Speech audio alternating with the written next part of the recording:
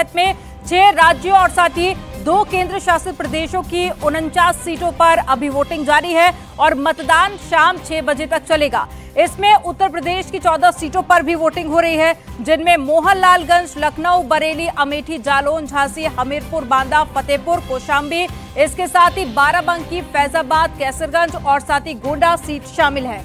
आज राजनाथ सिंह, स्मृति ईरानी, कांग्रेस नेता राहुल गांधी और साथ ही ब्रजभूषण शरण सिंह के बेटे समेत 4 केंद्रीय मंत्रियों के भाग्य का फैसला ईवीएम में कैद हो जाएगा। तो आज का दिन बेहद खास और यूपी में दोपहर 3 बजे तक वोटिंग परसेंटेज आपको बता देते हैं 47.55%। 3 बजे तक वोटिंग फीसदी रहा।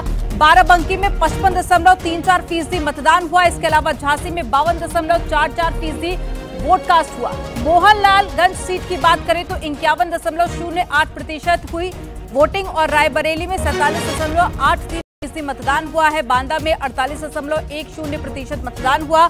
फैजाबाद में 48.98% वोटिंग हुई है।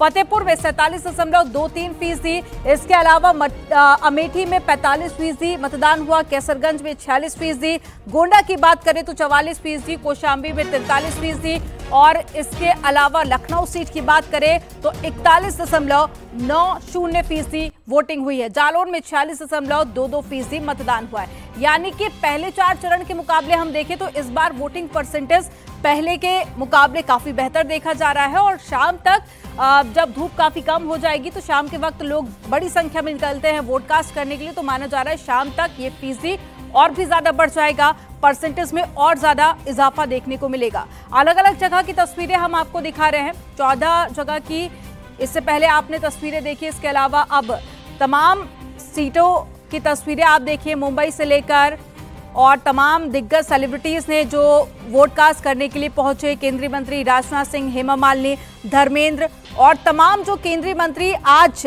जिनकी सीटों पर वोटिंग हो रही है वो भी मतदान करने के लिए पहुंचे। ब्रजभूषण सिंह जिनके बेटे इस बार चुनाव लड़ रहे हैं वो भी वोट डालने के लिए पहुंचे, तो ये तस्वीरों के जरिए आप देख सकते हैं।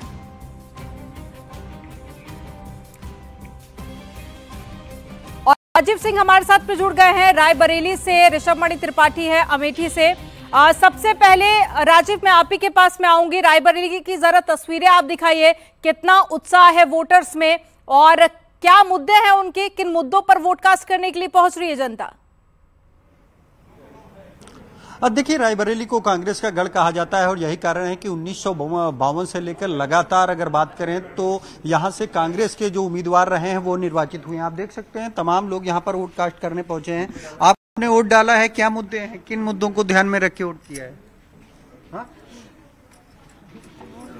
सर आप आए हैं वोट कास्ट करने, क्या मुद्दे हैं आपके? भाई हम तो ये चाहते हैं जो देश का पूरा विकास हो उसी को वोट देना है, बस इसके आगे कोई दिमाग नहीं है हमारा। देश के विकास को जो सोचा है वही उसी को वोट देना है। कुछ विकास हुआ है? बहुत विकास हुआ है, 10 सालों में बहुत विकास हुआ। मैम आप क्या कहना चाहेंगे, किन मुद्दों को ध्यान में रख के वोट किया?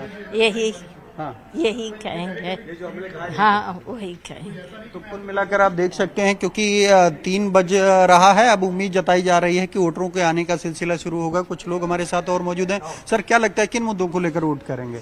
तो कुछ लोग हैं जो नहीं बोलना चाहते हैं, लेकिन अगर रायबरेली की बात करें तो कहीं ना कहीं क्योंकि कांग्रेस ने राहुल गांधी को यहां से उम्मीदवार बनाया है, तो बीजेपी ने अपने योगी सरकार के मंत्री दिनेश प्रताप सिंह को यहां से उम्मीदवार बनाया है। ऐसे में लगातार जो वोटिंग परसेंटेज है वो करीब 47.83% भी काफी वायरल हो रहा है, जिसमें वो कह रहे हैं कि कुछ वोटर्स उनसे शिकायत करते हुए नजर आ रहे हैं। वो कह रहे हैं कि बीजेपी के कुछ लोग हमें वोट कास्ट करने नहीं दे रहे हैं।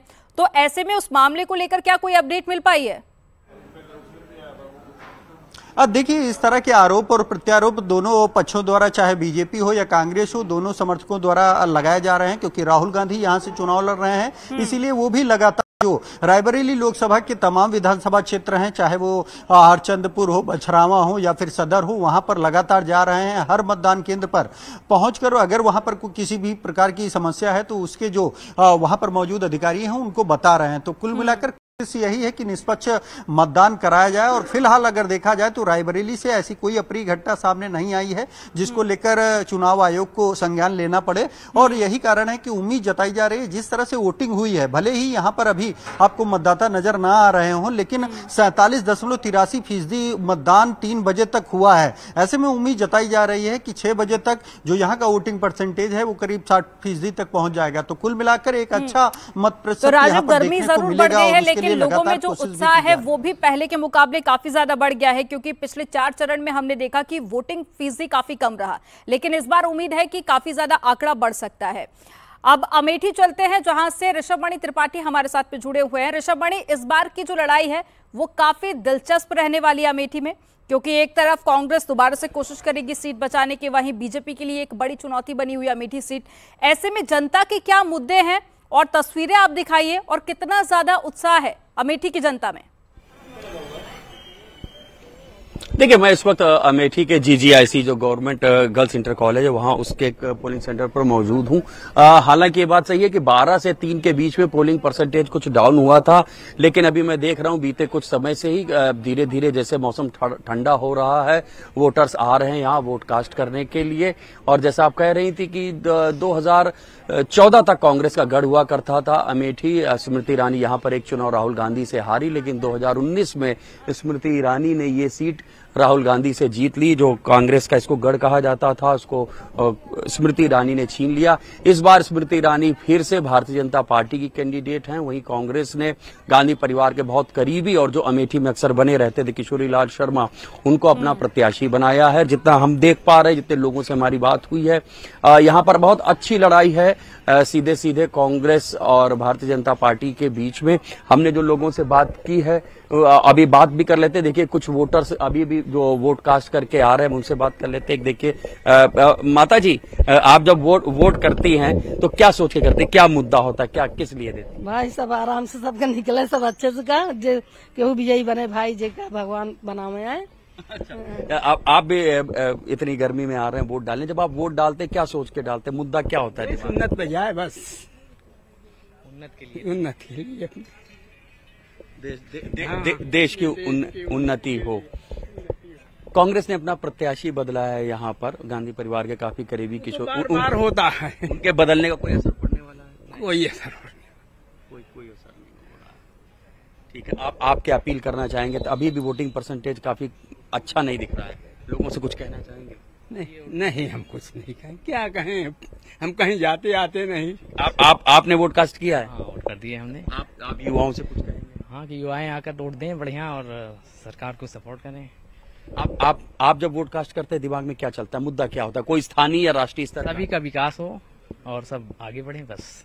कोई अमेठी का स्थानीय मुद्दा? कोई मुद्दा नहीं, सब विकास हो रहा है, बढ़िया विकास हो रहा है। अमेठी का नाम चले, बस अमेठी का नाम चले, नाम चले भाई, फिर तो आप देख सकते हैं ये अमेठी के वोटर्स हैं जो इस गर्मी में भी आ रहे हैं पसीना बहाते हुए वोट देने के लिए, और कहीं ना कहीं उनके दिमाग में भी है अमेठी का विकास और अमेठी का एक जो नाम देश की राजनीति में बना रहा है। हालांकि लोग यहाँ पर मुद्दों का जिक्र करने से बचते नजर आ रहे हैं। हो सकता है एक फैक्टर ये भी रहा हो, क्योंकि शुरुआत से हम देखते आए यहाँ पर चुनाव जीतना यानी कि गांधी परिवार से अगर कोई सदस्य उतरता है तो चुनाव जीतना यानी गारंटी माना जाता था, लेकिन बीजेपी ने कोशिश की कि विकास के मुद्दों पर चुनाव हो।